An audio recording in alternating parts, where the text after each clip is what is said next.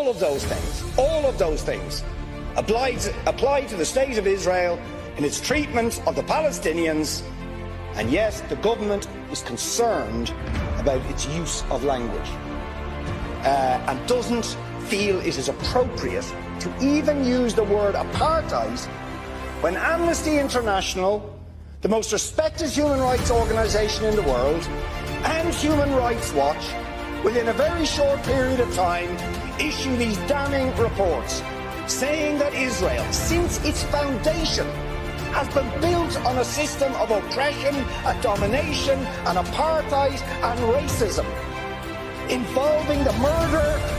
of unarmed, innocent civilians on a regular basis, arbitrary detention and imprisonment, land annexations, the displacement of people, the denial of basic fundamental rights to 6 million Palestinians who are displaced outside Israel and the occupied territories, to the right to the return to their homes, to the illegal blockade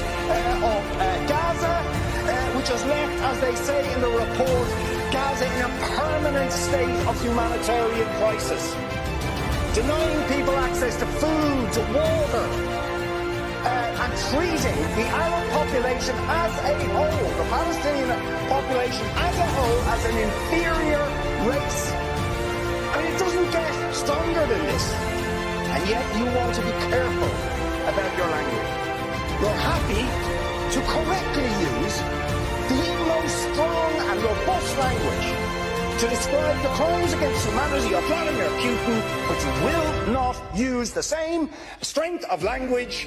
when it comes to describing Israel's treatment of the Palestinians, when it is now being documented and detailed by two of the most respected human rights organisations in the world, and indeed has been alleged by dozens and dozens of non-governmental organisations, and to be honest, anybody who looks honestly at the decades of brutal, inhumane persecution of the Palestinians, successive assaults